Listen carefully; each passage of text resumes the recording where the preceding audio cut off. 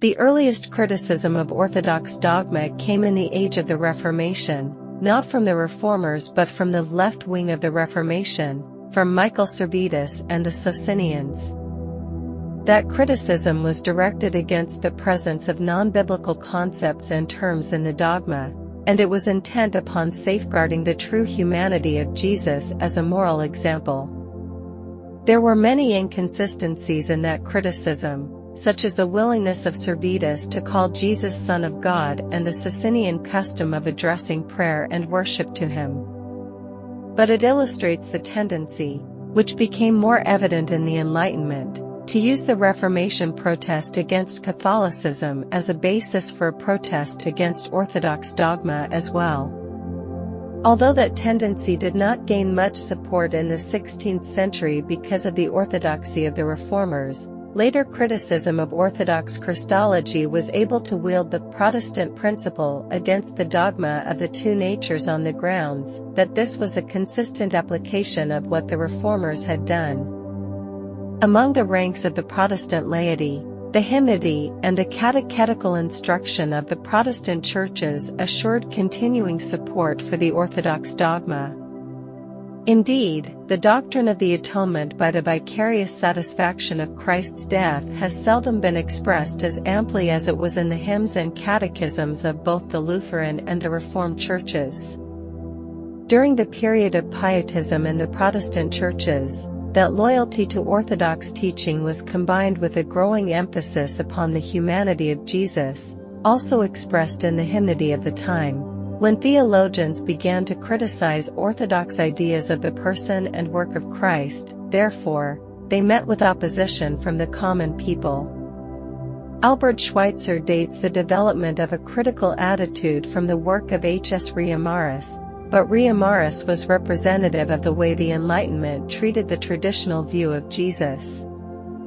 The books of the Bible were to be studied just as other books are, and the life of Jesus was to be drawn from them by critically sifting and weighing the evidence of the Gospels. The Enlightenment thus initiated the modern interest in the life of Jesus, with its detailed attention to the problem of the relative credibility of the Gospel records. It has been suggested by some historians that the principal target of Enlightenment criticism was not the dogma of the two natures, but the doctrine of the vicarious atonement. The leaders of Enlightenment thought did not make a sudden break with traditional ideas, but gave up belief in miracles, the virgin birth, the resurrection, and the second advent only gradually. Their principal importance for the history of the doctrine of Christ consists in the fact that they made the historical study of the sources for the life of Jesus an indispensable element of any Christology. Although the Enlightenment of the 18th century was the beginning of the break with Orthodox teachings about Jesus Christ, it was only in the 19th century that the break attracted wide support among theologians and scholars in many parts of Christendom, even, for a while, among the modernists of the Roman Catholic Church. Two works of the 19th century were especially influential in their rejection of Orthodox Christology. One was The Life of Jesus, first published in 1835 by David Friedrich Strauss, and the other, bearing the same title, was first published by Ernest Renan in 1863. Strauss's work paid more attention to the growth of Christian ideas, he called them myths, about Jesus as the basis for the picture presented in the Gospels, while Renan attempted to account for Jesus' career by a study of his inner psychological life in relation to his environment. Both works achieved wide circulation and were translated into other languages, including English. They took up the Enlightenment contention that the sources for the life of Jesus were to be studied as other sources are, and what they constructed on the basis of the sources was a type of biography in the modern sense of the word. In addition to Strauss and Renan, the 19th century saw the publication of a plethora of books about the life and teachings of Jesus. Each new hypothesis regarding the problem of the Synoptic Gospels implied a reconstruction of the life and message of Jesus. The fundamental assumption for most of that work on the life and teachings of Jesus was a distinction between the Jesus of history and the Christ of faith. Another favorite way of putting the distinction was to speak of the religion of Jesus in antithesis to the religion about Jesus. This implied that Jesus was a human being like other human beings, but with a heightened awareness of the presence and power of God. Then the dogma of the Church had mistaken that awareness for a metaphysical statement that Jesus was the Son of God and had thus distorted the original simplicity of his message. Some critics went so far as to question the very historicity of Jesus, but even those who did not go that far questioned the historicity of some of the sayings and deeds attributed to Jesus in the Gospels. In part, that effort grew out of the general concern of 19th century scholarship with the problem of history, but it also reflected the religious and ethical assumptions of the theologians. Many of them were influenced by the moral theories of Kant in their estimate of what was permanent about the teachings of Jesus, and by the historical theories of Hegel in the way they related the original message of Jesus to the Christian interpretations of that message by later generations of Christians. The ideas of evolution and of natural causality associated with the science of the 19th century also played a part through the naturalistic explanations of the biblical miracles.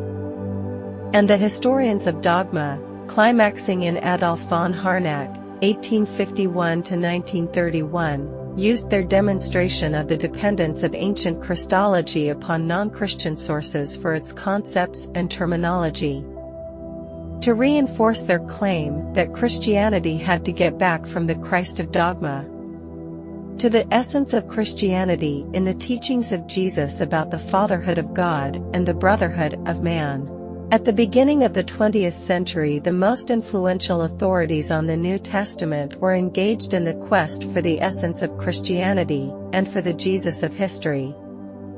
But that quest led in the early decades of the 20th century to a revolutionary conclusion regarding the teachings of Jesus, namely, that he had expected the end of the age to come shortly after his death, and that his teachings as laid down in the Gospels were an interim ethic, intended for the messianic community in the brief span of time still remaining before the end. The effort to apply those teachings in modern life was criticized as a dangerous modernization.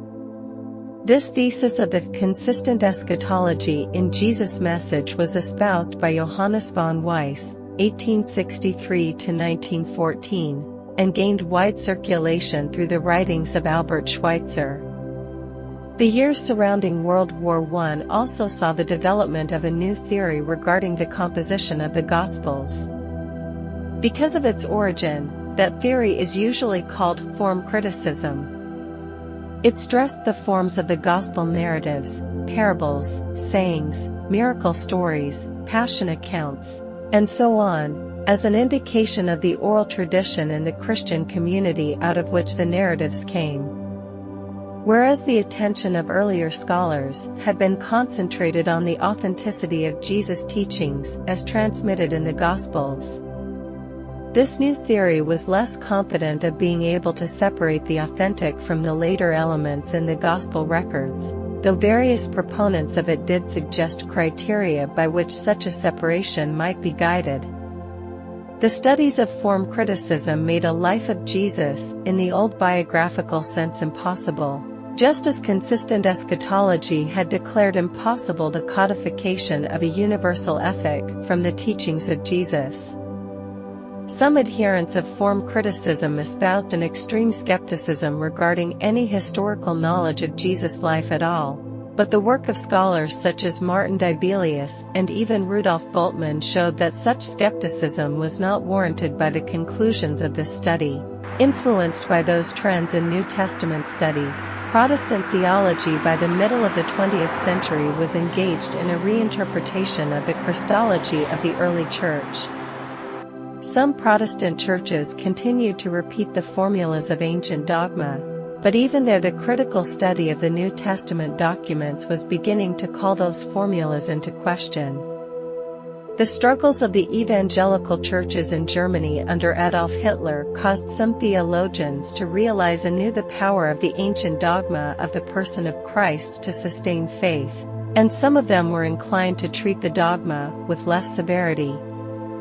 But even they acknowledged that the formulation of that dogma in static categories of person, essence, and nature was inadequate to the biblical emphasis upon actions and events rather than upon states of being. Karl Barth for the Reformed tradition, Lionel Thornton for the Anglican tradition, and Karl Heim for the Lutheran tradition were instances of theologians trying to reinterpret classical Christology, while yielding nothing of their loyalty to the dogma of the Church. Roman Catholic theologians like Karl Adam were also endeavoring to state that dogma in a form that was meaningful to modern men and women. The doctrine of the work of Christ was receiving less attention than the doctrine of Christ's person. In much of Protestantism, the concentration of the 19th century upon the teachings of Jesus had made it difficult to speak of more than the prophetic office. The priestly office received least attention of all. Therefore, despite the support accorded to efforts like that of Gustav Aland to reinterpret the metaphor of the atonement as Christ's victory over his enemies, Protestant theology in the middle of the 20th century was still searching for a doctrine of the atonement to match its newly won insights into the doctrine of the person of Christ. By the end of the 20th century, theologians such as Rita Nakashima Brock were rejecting the doctrine of the atonement altogether. Some scholars, such as those of the Jesus Seminar, rejected most of the traditional portrayals of Jesus, focusing more on the social dimensions of Jesus' ministry. In a curious way, therefore, the figure of Jesus Christ has become both a unitive and divisive element in Christendom. All Christians are united in their loyalty to him, even though they express their loyalty in a variety of doctrinal and liturgical ways. But doctrine and liturgy also divide Christian communions from one another. It has not been the official statements about Christ that have differed widely among most communions. What has become a sharp point of division is the amount of historical and critical inquiry that is permitted where the person of Christ is involved. Despite their official statements and confessions, most Protestant denominations had indicated by the second half of the 20th century that they would tolerate such inquiry, differ though they did in prescribing how far it would be permitted to go. On the other hand, the exclusion of modernism by the Roman Catholic Church in 1907-10 drew definite limits beyond which the theological use of the methods of critical inquiry was heretical. Within those limits, however, Roman Catholic biblical scholars were engaging in considerable critical literary study, at the same time that critical Protestant theologians were becoming more sympathetic to traditional Christological formulas.